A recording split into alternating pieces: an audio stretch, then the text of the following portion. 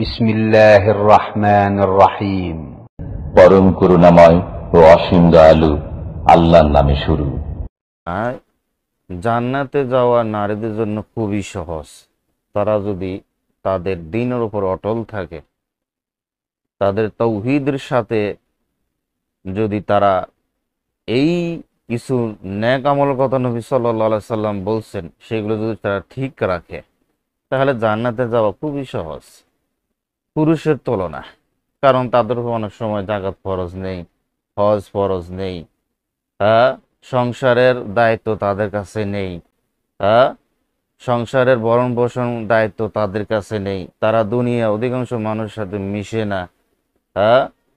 অতএব তারা যেখানে তাদেরকে থাকতে বলা হয়েছে সেখানে থেকে যদি তারা তাদের এই আমলগুলো ঠিক রেখে এই দুনিয়া থেকে বিদায় নিতে পারে, তাহলে জান্নাতে যেতে তাদের জন্য খুবই সহজ। আবার এই নারীরা বা জাহান্নামের অধিকাংশ নারী জাহান্নামী হবে, এটাই নবী সাল্লাল্লাহু আলাইহি সাল্লাম দেখেছেন। জাহান্নামে যখন জাহান্নাম যখন তিনি ভিতরে জাহান্নামে যখন তার কাছে পেশ করা হয়েছে, তখন ওখানে নবী সাল্লাল্লাহু আলাইহি ওয়াসাল্লাম বলছেন, ফাইন্নী রাআইতুকুন্না আকসারু আহলিন নার, হে মহিলারা তোমরা দান সৎকার বেশি করো, কারণ আমি তোমাদেরকে জাহান্নামে বেশি দেখেছি। অধিকাংশ নারীদেরকে দেখছেন নবী সাল্লাল্লাহু আলাইহি ওয়াসাল্লাম। একদিকে তাদের জন্য জান্নাতে আপনার যাওয়া সহজ, আল্লাহ সুবহানাহু ওয়া তাআলা সহজ করে দিয়েছেন। অন্যদিকে তারা বেশি জাহান্নামী হবে, কারণ তারা আপনার অকৃতজ্ঞ হয়, তারা স্বামীর প্রতি অকৃতজ্ঞ হয়, এরপরে আপনার স্বামীর সাথে নাফরমানি করে এবং অভিশাপ দেয়, বেশি বেশি পর্দা লঙ্ঘন করে। আমাদের দেশে অধিকাংশ মহিলা তাদের নামাজের কোনো ভ্যালু নেই, ঠিক নেই, বিভিন্ন অজুহাতে তারা নামাজ ছেড়ে দিচ্ছে। আবার কিছু মহিলা মাজারের সাথে সম্পৃক্ত। এসব কারণে তারা জাহান্নামে অধিকাংশ মহিলারা পৌঁছে যাবে। নবী সাল্লাল্লাহু আলাইহি সাল্লাম একটি হাদিসে নবী সাল্লাল্লাহু আলাইহি সাল্লাম বলছেন, আবু হুরায়রা রাদিয়াল্লাহু আনহু ক্বাল রাসূলুল্লাহ সাল্লাল্লাহু আলাইহি সাল্লাম, ইযা সাল্লাতিল মারআতু খামসাহা, যখন কোনো নারী 5 ওয়াক্ত নামাজের হেফাজত করবে, টাইম বাই টাইম নামাজ পড়বে, এমনটা না যে আপনার 12টার নামাজ পড়বে সারা দিনটা, মানে আসরের সময় যখন হয়ে যাবে তখন জোহরের সালাত পড়বে। আরও বিভিন্ন অজুহাতে, রান্নার অজুহাতে, মার্কেটের অজুহাতে নামাজ তারা ছেড়ে দিচ্ছে। এখন হাইজ নামাজের মাসালা না জানার কারণেও অনেকে বেনামাজি হচ্ছে।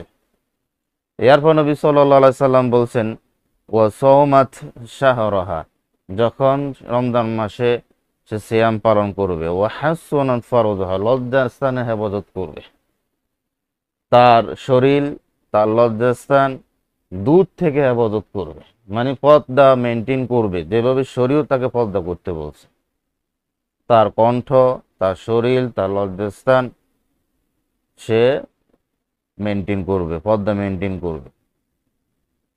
সে লুকায়িত একটি জিনিস, যত ভিতরে থাকবে তত সে সম্মানিত থাকবে, যত বাইরে হবে সে ততই অসম্মানিত হবে। নারীরা হলো আপনার ভিতরে ঘরে থাকা, নারীদের আসল আস্থান হলো ঘরে অবস্থান করে, যতক্ষণ ঘরে থাকবে ততক্ষণ সে নিরাপদ। যখনই বের হয়ে যাবে, যখনই বাইরে থাকবে, তখনই তার উপর শয়তান আক্রমণ করবে।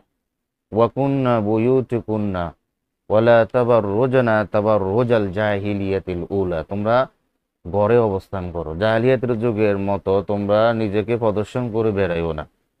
নারী যতক্ষণ ঘরে থাকবে ততক্ষণ সে সেফ থাকবে, ঘর থেকে বের হবে সে গুনাহ লিপ্ত হবে, বিভিন্ন ফিতনা তাদের উপর আক্রমণ করবে। অতএব নারীর আসল আস্থান, আসল জায়গা হলো তার ঘর। ঘর থাকবে, যতক্ষণ ঘরে থাকবে ততক্ষণ সে সেফে থাকবে। এরপর নবী সাল্লাল্লাহু আলাইহি ওয়াসাল্লাম বলছে, ও আতাআত যাওজাহা, যে নারী তার স্বামীর অনুগত্য করবে, স্বামীর সাথে নাফরমানি করবে না, স্বামীর জায়েজ কথাগুলো সে শির নত করে মানবে, তার নাফরমানি করবে না। যেই স্ত্রী স্বামীর কথা শুনবে না, যেই স্ত্রী স্বামীর সাথে নাফরমানি করবে, তার আনুগত্য করবে না, সে কখনো দুনিয়াতে ও আখিরাতে সফল হতে পারবে না। কারণ স্বামীকে দুনিয়াতে আনুগত্য করতে হবে, তাকে সম্মান দিতে হবে, এই সম্মান আল্লাহ দিয়েছেন। অতএব নারীদেরকেও ওই সম্মান দিতে হবে যে সম্মান আল্লাহ তাকে দিয়েছে, মানে তার স্বামীর আনুগত্য ও সম্মান দিতে হবে, তার আনুগত্য করতে হবে।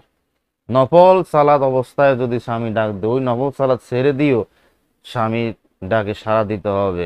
স্বামী সিয়াম, নফল সিয়াম অবস্থায় যদি স্বামী যদি তার প্রয়োজনে যদি ডাক দেয়, ওই সিয়াম স্ত্রী, নফল সিয়াম স্ত্রীর ছাড়তে বাধ্য। তাহলে এত গুরুত্ব দিয়েছে। স্বামী যদি অনুগত করে কোনো নারী, নবী সাল্লাল্লাহু আলাইহি সাল্লাম বলছেন যে কিলা লাহা ওয়াদখিলুল জান্নাত, তাকে বলা হবে মিন আইয়ি আবওয়াবিল জান্নাতি শি'তি, তুমি জান্নাতে যে কোনো দরজা দিয়ে প্রবেশ করো। আলহামদুলিল্লাহ, সুবহানাল্লাহ। এজন্য নারীদের জান্নাতে যাওয়া খুবই সহজ, কিন্তু নারীরাই বুঝে না। তারা আমল থেকে, আমলগুলো থেকে আর অনেক দূরে। অতএব আপনাদের তাওহীদ ঠিক রাখেন, এই কাজগুলো যদি আপনারা ঠিক রাখেন, তাহলে জান্নাতে যেতে আপনার জন্য খুবই সহজ, খুবই সহজ। আল্লাহ সুবহানাহু ওয়া তাআলা আপনাদেরকে জান্নাতে যেতে যাওয়ার জন্য রাস্তা খুবই আপনার সহজ করে দিয়েছেন। আপনি এই সহজটা